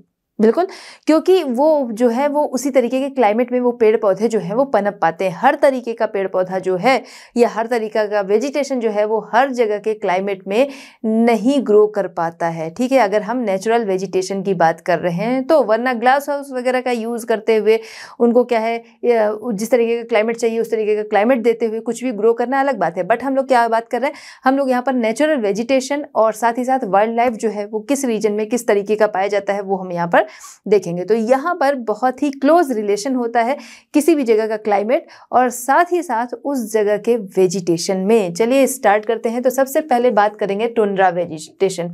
अब टुंड्रा वेजिटेशन की अगर हम बात करें तो देखिए टुंड्रा वेजिटेशन जो है, नाम से अगर आपको ध्यान होगा तो हम जब क्लाइमेट के बारे में भी हम देख रहे थे, टाइप ऑफ क्लाइमेट, तो हमने देखा था टुंड्रा टाइप क्लाइमेट और साथ ही साथ या फिर आर्कटिक टाइप वाला, है ना। तो जहाँ पर जिस रीजन में वो हमको मिला था उसी रीजन में इस तरीके का क्लाइमेट जो है वो, इस तरीके का वेजिटेशन जो है वो पाया जाएगा। टुंड्रा वेजिटेशन कहाँ पर पाया जाएगा, जो आपका आर्कटिक क्लाइमेट था, है ना, उन रीजन में पाया जाएगा।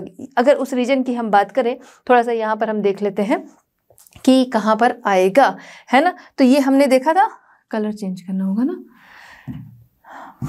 तो हमने ये देखा था कि ये वाला जो रीजन है ये पूरा कवर हो रहा था यहाँ पर, है ना। ये जो ये पोर्शन जो है ये पूरा जो है वो क्या है, टुंड्रा वाला आपका रीजन है। यहाँ पर टुंड्रा टाइप क्लाइमेट जो है वो पाया जाएगा, टुंड्रा या आर्कटिक टाइप का, जो भी कह लीजिए जिस भी नाम से।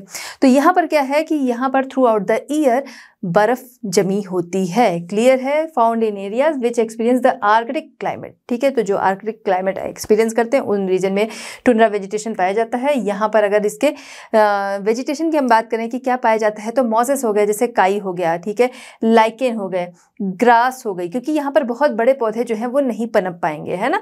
तो ग्रासेस हो गई, छोटी झाड़ियाँ जो हैं वो होते हैं।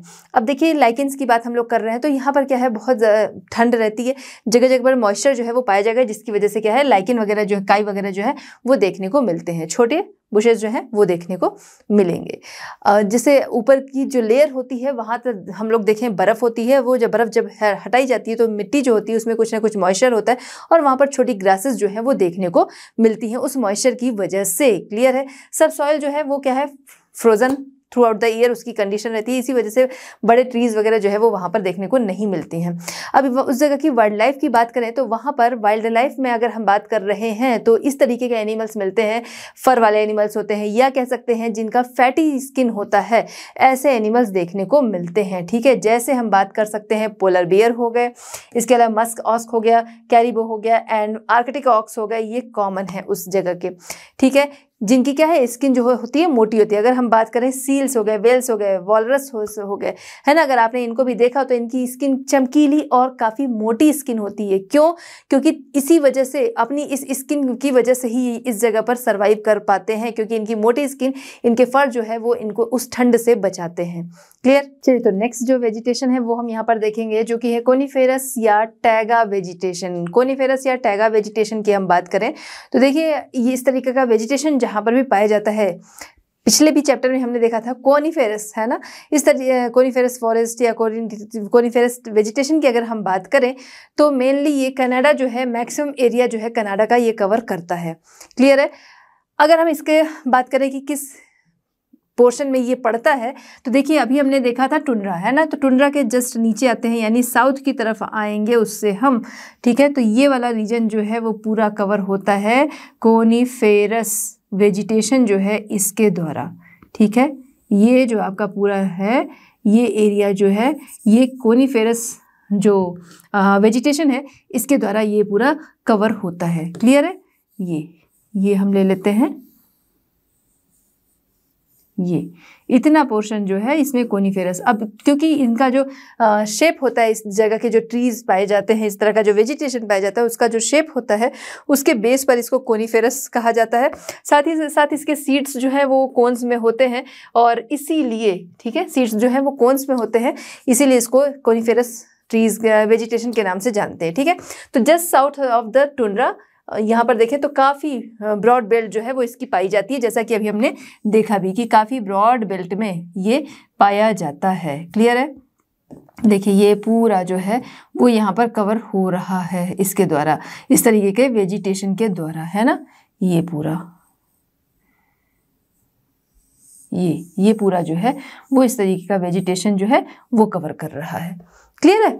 चलिए तो आइए देखते हैं इसके मेन जो कुछ कॉमन से जो इसके स्पीशीज़ हैं वेजिटेशन के, वो यहाँ पर देखेंगे। तो जैसे पाइन है, फर है, स्प्रूस है, बर्च है, ये सभी जो है वो कॉमन ट्री हैं। कोनिफेरस फॉरेस्ट जो है मेनली कहाँ पर पाया जाता है? कनाडा में पाया जाता है। देखिए पिछले चैप्टर में भी हमने डिस्कस किया था, यहाँ पर भी हमने देखा मेनली ये क्या है, कनाडा जो वाला एरिया जो है उसको ये कवर करता है। क्लियर है? वहाँ पर लंबरजैक वगैरह हमने पूरा डिस्कस किया था, है ना। चलिए, जहाँ पर एक पूरी कह सकते हैं मेजॉरिटी ही पाई जाती है जो इस तरह के काम में लगी होती है। द हायर स्लोप्स वेस्टर्न कॉर्डिलेरास, अभी हमने ये देखा वेस्टर्न कॉर्डिलेरास जो है इसके हायर स्लोप जो है वो इसमें आते हैं, British Columbia, California and Douglas फिर, सीडर, जियांट एंड सिक्वा। ठीक है, ये जो है ट्रीज यहाँ पर आते हैं इस वाले रीजन में। इस रीजन में देखा जाए तो स्नोफॉल जो है वो स्नोफॉल यहाँ पर ज़्यादा रिसीव होती है टुंड्रा की अपेक्षा। तो अभी तो हमने देखा टुंड्रा जो है वो बहुत ठंडा है, तो हाँ टुंड्रा जो है बहुत ठंडा है, टुंड्रा क्या है वो जमा हुआ होता है, और यहाँ पर क्या है स्नोफॉल जो है वो रिसीव होती है टुंड्रा की अपेक्षा ज़्यादा उससे। ठीक है, यहाँ के अगर हम बात करते हैं वाइल्ड लाइफ की, तो देखिए बियर्स हैं, वॉल्स हैं, मिंक्स हैं, सिल्वर फॉक्स हैं, मूज हैं एंड एल्क्स हैं एंड बीवर्स है। अगर फिर वही चीज़ कि ये लोग वहाँ पर क्यों सरवाइव कर पाते हैं, क्योंकि इनकी स्किन जो होती है एक तो फर वाली होती है, दूसरा इनकी स्किन जो है उसके नीचे फैटी लेयर्स जो है वो पाई जाती हैं, जो इनको इस तरह के क्लाइमेट में रहने योग्य बनाती हैं, यानी कि ठंड से बचाती हैं। अच्छा, यहाँ पाए जाने वाले बहुत सारे एनिमल्स ऐसे भी होते हैं जो विंटर्स में सोते ही रहते हैं, क्योंकि ठंड इतनी ज़्यादा होती है तो वो कहीं आते जाते नहीं, सोते ही रहते हैं। चलिए बच्चों, तो बात करते हैं हम लोग यहाँ पर द टेम्परेट ग्रासलैंड या प्रेरीज के बारे में। ठीक है, तो प्रेरीज या ग्रासलैंड की अगर हम बात कर रहे हैं, इसका मतलब ये शो करता है किसको? ग्रासलैंड्स को, यानी कि घास के जो मैदान है। क्लियर है? जो आपका ये नॉर्थ अमेरिका है ना, नॉर्थ अमेरिका वाला जो पार्ट है, अगर हम इसकी बात कर रहे हैं, मतलब यहाँ पर ग्रासलैंड की बात कर रहे हैं, तो हम उसे प्रेरीज के नाम से जानते हैं। या फिर अगर प्रेरीज का नाम आता है तो आप ये समझ सकते हैं कि ये नॉर्थ अमेरिका में ग्रासलैंड्स हैं उनका नाम है। ठीक है, इसी को अगर जो ये घास के मैदान होते हैं या ग्रासलैंड्स होते हैं, इसी को अगर हम देखें साउथ अमेरिका, वहाँ पर इसको किस नाम से जानते हैं? वहाँ पर इसको पंपास के नाम से जानते हैं, आगे हम देखेंगे। इसके अलावा मतलब ये है सब ग्रासलैंड्स ही, लेकिन अलग अलग जगहों पर इनको अलग अलग नाम से जाना जाता है। जैसे नॉर्थ अमेरिका में हमने देखा प्रेरीज के नाम से जाना जाता है, साउथ अमेरिका में पंपास के नाम से जाना जाता है। इसी को अगर हम बात करते हैं यूरेशिया में, तो यूरेशिया में इसको स्टेपीज के नाम से जाना जाता है। क्लियर है? तो ये वाला जो रीजन है, यानी कि आपका इंटीरियर यूएसए जो है, ठीक है, यहाँ पर इस तरीके का वेजिटेशन पाया जाता है, यानी कि ग्रासलैंड्स या फिर प्रेरीज। यहाँ पर देखें तो समर्स छोटे होते हैं, रेनफॉल कम होती है, तो रेनफॉल कम होती है, इसी वजह से ये बहुत ज़्यादा वेजिटेशन जो है उसको सपोर्ट नहीं करती है। बेसिकली यहाँ पर इस रीजन में देखा जाए तो बड़े लेवल पर यहाँ पर ग्रासलैंड्स जो हैं वो पाए जाते हैं, मतलब घास के मैदान, और लंबी लंबी ग्रासेस जो है, लॉन्ग ग्रासेस जो है, उसको ये सपोर्ट करता है। इसी वजह से लोगों ने थोड़ा सा चेंज किया कि भाई इससे क्या है और फ़ायदा लिया जा सके, इसलिए यहाँ पर गेहूं की फर्म्स जो हैं, वीट फर्म्स जो हैं वो बनाई जाने लगी। ठीक है, आपको ध्यान होगा पिछले चैप्टर में हम लोगों ने डिस्कस किया था कि यहाँ पर ही पिछले चैप्टर में डिस्कस किया था कि यहाँ पर आएगा विनीपेग, है ना, विनीपेग, जिसको कि गेहूं की मंडी के नाम से जाना जाता है, जहाँ पर बड़े लेवल पर गेहूं जो है वो ग्रो किया जाता है। अब क्योंकि ये ग्रास लैंड्स हैं, तो इसलिए एक फ़ायदा यहाँ पर ये दिखा कि भाई कैटल्स जो है वो पालना फ़ायदेमंद है, क्योंकि ग्रास जो है वो मिल रही है, उनके लिए फूड जो है वो इकट्ठा हो जाएगा। इसी वजह से यहाँ के लोगों का जो मेन ऑक्यूपेशन है उसमें से एक कैटल्स जो हैं इनको पालना भी है। ठीक है, आइए यहाँ पर कुछ हम देखते हैं, जैसे बाइसन की बात करें, वो यहाँ का नेटिव एनिमल है, लेकिन इसका इतना ज़्यादा शिकार किया जा चुका है अपने फ़ायदे के लिए कि आज के टाइम में देखें ये बिल्कुल ख़त्म होने वाला है वहाँ से। नेटिव का मतलब कह सकते हैं हम लोग कि उस जगह का देशी एनिमल जो है ना, वो बाइसन है। इसके अलावा मस्टैंग है, रैबिट्स है, गोफर्स है, स्कंक्स है, प्रेरी डॉग है एंड कोयोटोज हैं। ये सभी जो है वो कॉमन एनिमल्स हैं इस रीजन के। इसके अलावा अगर हम बर्ड्स की बात करें, कॉमन बर्ड्स यहाँ की, तो बजर्ड है, टर्की है, प्रेरी फैल्कन है, इसके अलावा बाल्ड ईगल्स हैं। ये सभी जो है यहाँ के कॉमन बर्ड्स हैं। तो थोड़ा सा आपको यहाँ पर ध्यान देना होगा। देखिए प्रेरीज जो है वो कहाँ पर पाया जा रहा है, इंटीरियर यूएसए वाला जो रीजन है यहाँ पर पाया जा रहा है। दूसरा, यहाँ के कुछ मेन जो कह सकते हैं, जैसे हम लोगों ने बात किया कि ये ग्रासलैंड्स है ना, उसका नाम क्या है ये आपको ध्यान देना है। यहाँ पर इसको हम प्रेरीज के नाम से जानते हैं। इसके अलावा कुछ मेन जो एनिमल्स हैं वो आप देख सकते हैं। चलिए बच्चों, तो बात करते हैं मिक्स्ड फॉरेस्ट। जैसा कि नाम से समझ में आ रहा है मिक्स्ड फॉरेस्ट, तो हाँ यहाँ पर मिक्स्ड फॉरेस्ट पाए जाते हैं। कौन से मिक्स्ड फॉरेस्ट होते हैं, या फिर कह सकते हैं किस तरीके के फॉरेस्ट का यहाँ पर मिक्सचर जो है वो पाया जाता है। तो देखिए यहाँ पर कोनीफेरस और साथ ही साथ डेसिजुअस फॉरेस्ट, ये दोनों का मिक्सचर पाया जाता है। ठीक है, यहाँ पर दोनों एक साथ नहीं दिख रहे हैं फिलहाल। यहाँ पर कोनीफेरस और डेसिजुअस पाए जाते हैं। कोनीफेरस किस तरीके से कोन वाले हो जाएंगे, और डेसिजुअस जो कि क्या है, उनमें ऑटम वाला सीजन आता है, जब एक टाइम में क्या होता है सारे पत्ते जो हैं वो झड़ जाते हैं, उसके बाद नए पत्ते आते हैं। ठीक है, तो उस तरीके का। अब यहाँ पर कौन सा रीजन जो है, किस रीजन में इस तरीके का वेजिटेशन पाया जाता है मिक्स्ड फॉरेस्ट वाला, वो हम यहाँ पर समझेंगे। देखिए मिक्स्ड फॉरेस्ट वाला जो रीजन है उसकी बात हम करें तो इसके पहले हमने देखा था टैगा वाला, है ना, टैगा या कोनीफेरस वाला, जिसको हम लोगों ने देखा था। तो उसके तो साउथ में आता है टैगा या कोनीफेरस जो है, मैक्सिमम उसने क्या था, कनाडा जो था उसको कवर किया था। तो उसके साउथ में हम आएंगे। क्लियर है, तो साउथ में हम उसके देखेंगे, ये वाला रीजन जो है वो पूरा कवर होगा। साथ ही साथ इधर ये हमने अभी देखा था प्रेरीज, है ना, तो प्रेरीज के ईस्ट का पार्ट जो है वो यहाँ पर कवर होता है। तो लगभग ये जो पोर्शन है, ठीक है, ये आपको ध्यान है, ये कौन सा पेनिनसुला है। पेनिनसुला किसको कहते हैं, तीन तरफ से जो कवर रहता है ना पानी से, ठीक है, वाटर बॉडी से जो लैंड थ्री साइड से कवर होती है उसको पेनिनसुला कहते हैं। कौन सा, ये फ्लोरिडा। तो ये पूरा रीजन जो है वो इसके द्वारा कवर रहता है। क्लियर है, ये जो है ये रेड से आपकी आउटलाइन एक तरीके से हो गई है। तो ये वाला रीजन जो है ये आपका आता है मिक्स्ड फॉरेस्ट में। क्लियर है, आइए देख लेते हैं। The region south of the taiga belt and east of the prairies has mixed vegetation और फॉरेस्ट। जहां पर क्या है, जो वार्मर सदर्न एरियाज हैं, ठीक है, वार्मर सदर्न एरियाज जो है वहां पर देखें तो डेसिजुअस ट्रीज पाए जाते हैं, जैसे कि ओक है, मैपल है, चेस्टनट्स, बीच एंड बर्च। वहीं पर कोनीफेरस, सॉफ्टवुड, ये हार्डवुड वाले हैं। ठीक है, कोनीफेरस में वैसे भी हमने पहले पिछले चैप्टर में देखा था, कोनीफेरस में सॉफ्टवुड वाले ट्रीज जो हैं वो आते हैं। क्लियर है, तो कौन से हैं यहाँ पर, जैसे कि पाइन है, स्प्रूस है, फिर है, लार्च है, बर्च है, ये सब यहाँ पर पाए जाते हैं। चलिए तो बात करते हैं नेक्स्ट वेजिटेशन, जो कि है मेडिटेरेनियन वेजिटेशन। मेडिटेरेनियन वेजिटेशन देखा जाए तो स्पेशली ये कहाँ पर पाया जाता है, ये यूएसए का जो वेस्ट कोस्ट है इधर की तरफ पाया जाता है। ये वाला जो रीजन है यहाँ पर मेडिटेरेनियन वेजिटेशन पाया जाता है। क्लियर है, तो west coast of North America, specially California coast जो है वहां पर ये वेजिटेशन मिलता है। देखें तो यहाँ पर समर जो है वो कैसे होते हैं, ड्राई होते हैं, समर हॉट एंड ड्राई होते हैं। वहीं पर विंटर्स की बात करें तो विंटर्स कूल एंड वेट होते हैं। ठीक है, इसी वजह से नेचुरल वेजिटेशन जो है वो भी उसी के अकॉर्डिंग होता है, यानी कि ड्रॉट वाली कंडीशन में जो पनप सके ऐसे ही होते हैं।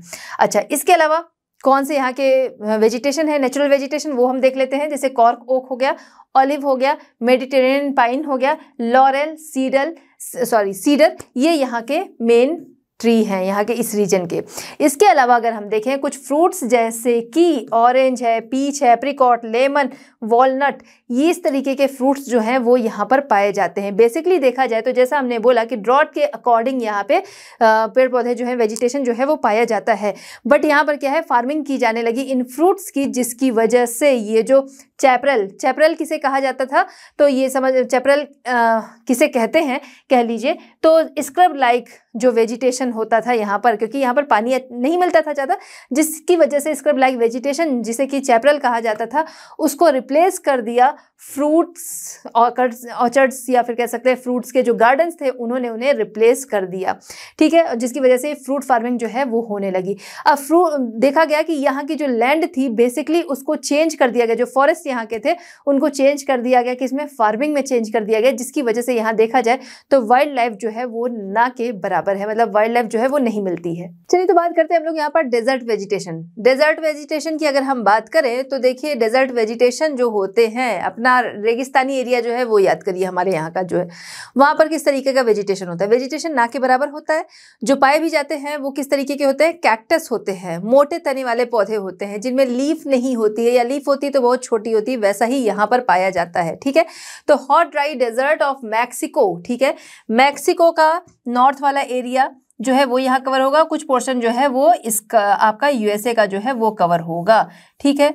तो ये रीजन जो है वो इसमें आता है, ठीक, ये आपका क्या है, यूएसए का कुछ पार्ट है, और इधर नॉर्थ मैक्सिको जो है वो कवर हो रहा है, ठीक है। तो यूएसए हैव लिटिल और नो वेजिटेशन। सगवारो की बात किया जाए तो ये कैक्टस है यहाँ का, जो कि नेटिव कैक्टस है इस जगह का, मैक्सिको और यूएसए का, ठीक है, जो यहाँ का डेजर्ट एरिया। यहाँ पर ना अगर हम लोग देखें तो यहाँ पर मोहावे, ठीक है, तो इसको प्रोनाउंस करते हैं हम लोग मोहावे ये, लेकिन बट जब इसको लिखते हैं तो इसमें जे आता है, ठीक है। तो मोहावे डेजर्ट जो है वो यहाँ पर पाया जाता है, मतलब इस डेजर्ट का नाम है मोहावे, ठीक है। तो सगवारो जो है वो यहाँ का नेटिव कैक्टस है, सदर्न यूएसए एंड साथ ही साथ मैक्सिको का। ये किस तरीके का होता है थोड़ा हम लोग यहाँ पर देख सकते हैं कि ये रिब्ड वाला कैक्टस होता है, जिसके क्या है ब्रांचेस होती हैं, ठीक है, इस स्टेम होती हैं, ब्रांच स्टेम होती है, ठीक है।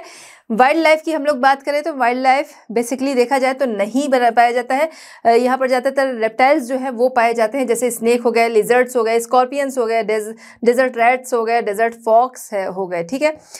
हालांकि डेजर्ट फॉक्स जो है वो रेप्टाइल में नहीं आता, बट ज़्यादातर क्या है रेप्टाइल्स जो है वो पाए जाते हैं, वाइल्ड लाइफ नहीं होती है।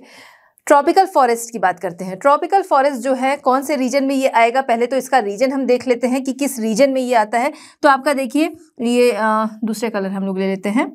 इसमें अगर हम रीजन की बात कर रहे हैं तो ये आपका साउथ मैक्सिको और इधर के जो 7 कंट्रीज हम लोगों ने देखी थी, है ना, वो सारा कुछ जो है वो यहाँ पर आएगा। इसके अलावा क्या आएगा, इधर हमने देखा था कैरेबियन आइलैंड्स, है ना, कैरेबियन आइलैंड या जिसको हम वेस्ट इंडीज के नाम से अभी देख रहे थे वो, तो कलेक्टिवली इन आइलैंड्स को हम लोग इसी नाम से जानते हैं। तो ये वाला जो रीजन है पूरा ये इसमें आता है आपका ट्रॉपिकल फॉरेस्ट, ठीक है।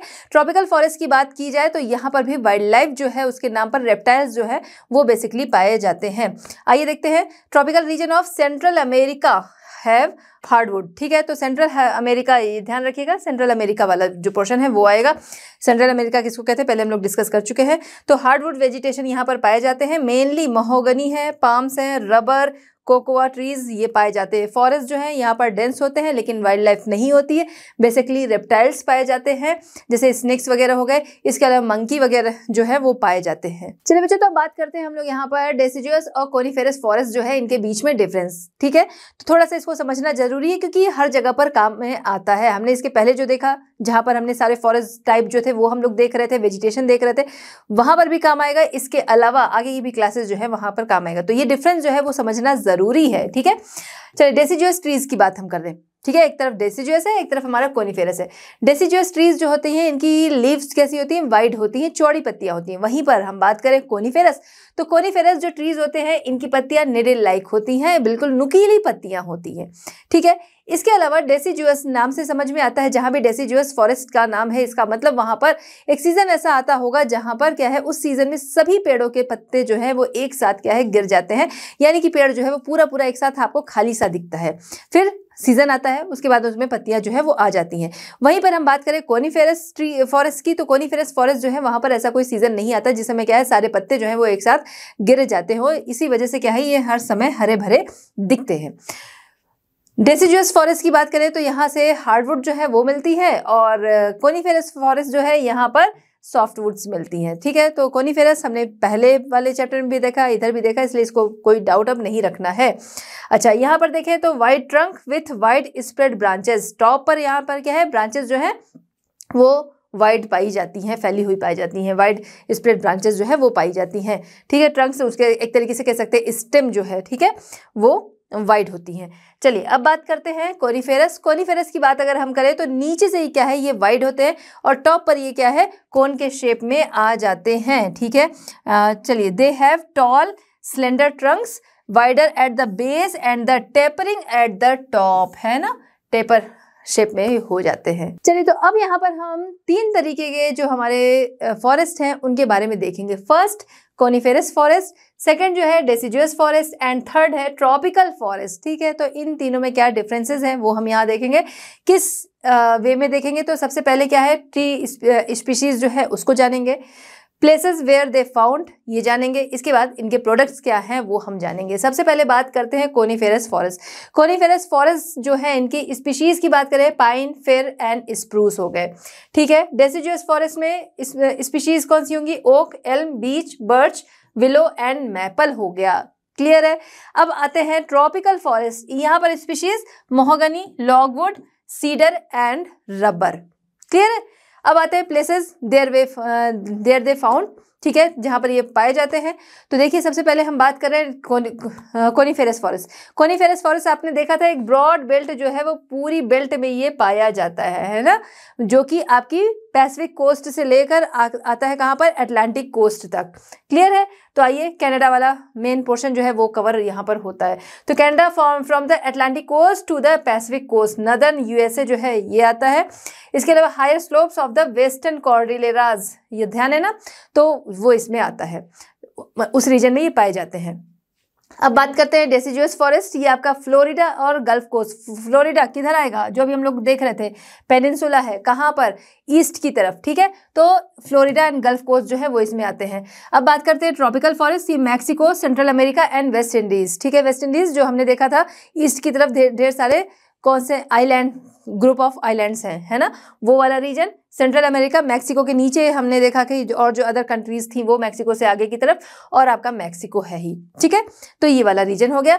प्रोडक्ट्स की बात करते हैं तो आपके जो कोनिफेरस फॉरेस्ट है, यहाँ से कौन से प्रोडक्ट्स मिलते हैं। देखिए कोनिफेरस फॉरेस्ट जहाँ पर क्या है, सॉफ्ट वुड जो है वो मिलती है, ध्यान रखिएगा, जिनसे क्या है, पेपर इंडस्ट्री, इसके लिए इसमें इनका यूज़ होता है, न्यूज़ प्रिंट्स में यूज़ होता है। इसके अलावा हमने देखा था सिंथेटिक फाइबर्स जो हैं वो बनते हैं, टिम्बर फॉर कंस्ट्रक्शन पर्पज से वो यूज़ होता है। इसके अलावा resin, turpentine and cellulose for the rayon industry, इन ये यूज़ होता है। अब इसके अलावा प्रोडक्ट्स जो मिलते हैं किससे, डेसिडुअस फॉरेस्ट से, वो हम देख लेते हैं। डेसिडुअस फॉरेस्ट जहाँ पर हमने देखा था हार्डवुड मिलती है। अब हार्डवुड मिलती है तो ऑब्वियस है कि वो हमारे फर्नीचर्स वगैरह बनाने में काम आती है ना, तो फर्नीचर हो गए, स्पेशली कैबिनेट्स वगैरह हो गए। मैपल सैप यहाँ पर है जिसको कन्वर्ट किया जाता है शुगर में। क्लियर है।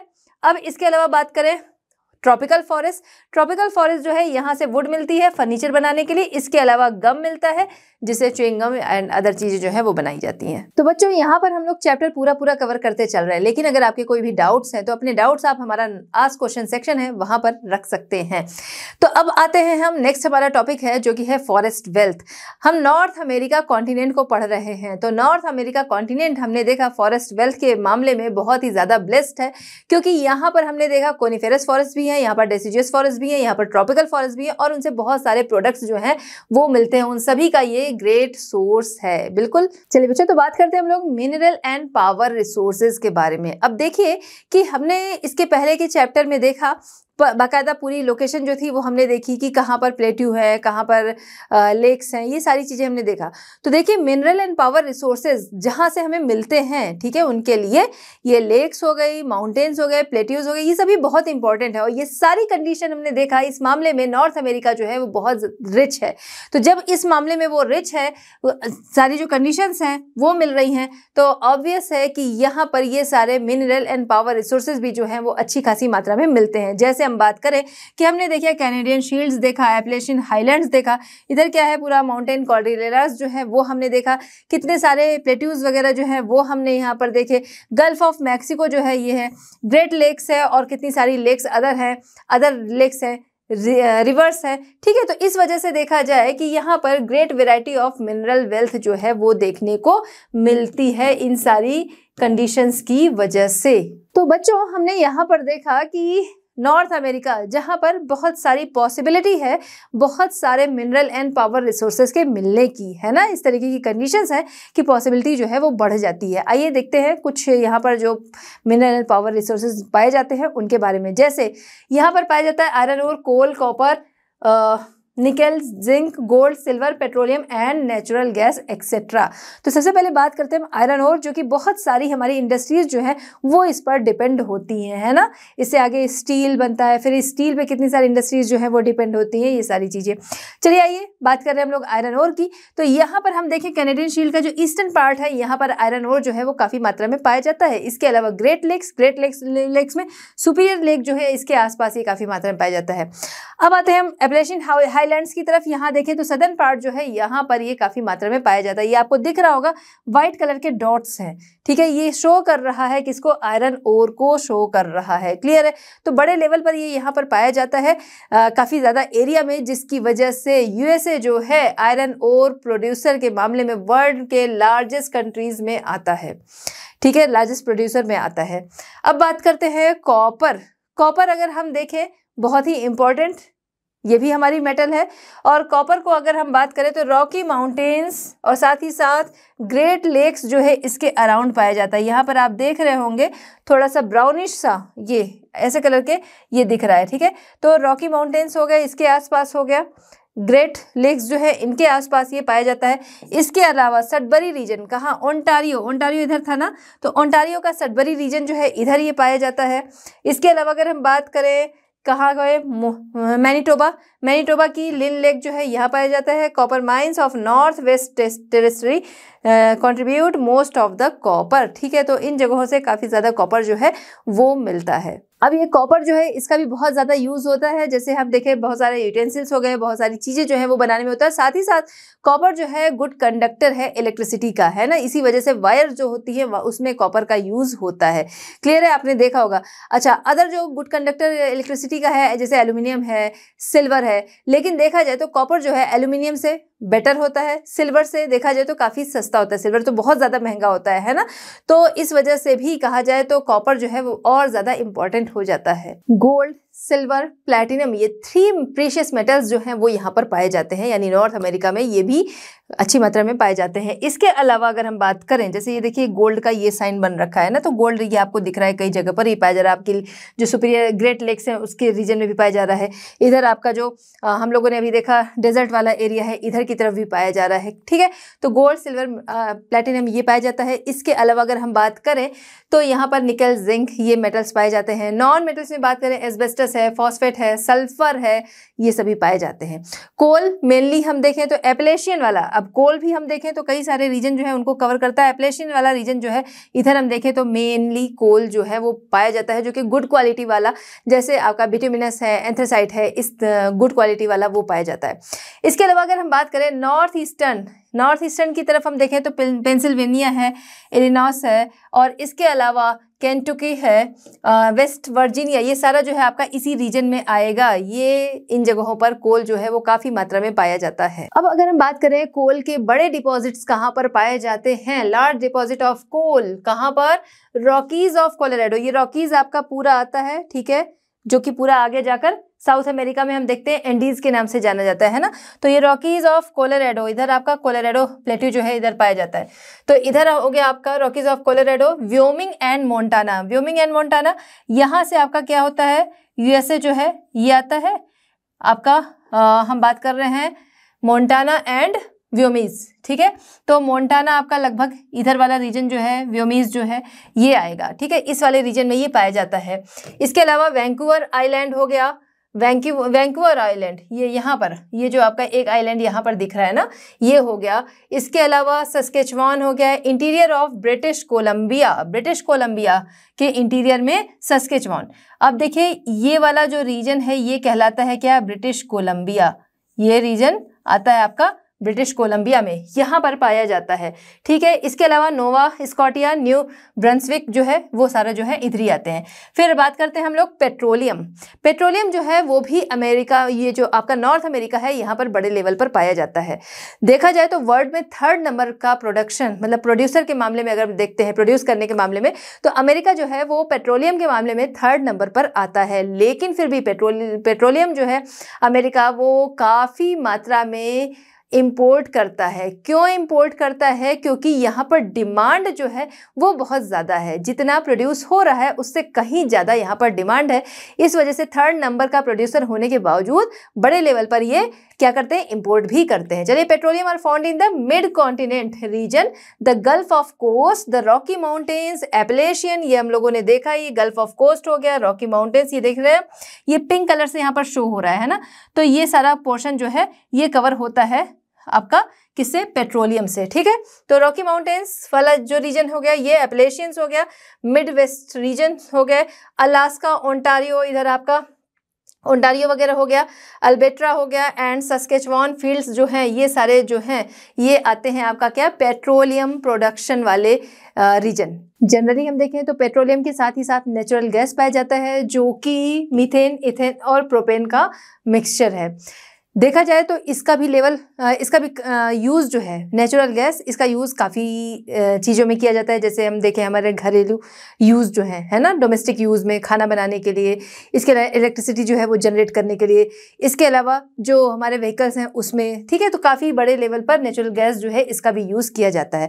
अब बात करते हैं नॉर्थ अमेरिका, जहाँ पर वाटर पावर रिसोर्सेज जो है ये भी बड़े लेवल पर यूज़ होते हैं। मतलब बहुत सारे पावर रिसोर्सेज जो हैं वो भी बनाए गए, वाटर पावर रिसोर्सेज वो भी बनाए गए हैं। वाटर पावर रिसोर्सेज जहाँ पर डैम जो है वो बनाकर और इलेक्ट्रिसिटी जो है वो जनरेट की जाती है। तो यहाँ पर बात करें, कोलंबिया हो गया, कोलंबिया रिवर हो गई, इधर आपकी टेनेसी देखा था, याद है ना, तो टेनेसी हो गई, कोलंबिया हो गया एंड कोलोराडो हो गया। इन रिवर्स पर डैम बनाए गए हैं जिससे इलेक्ट्रिसिटी जनरेट की जाती है।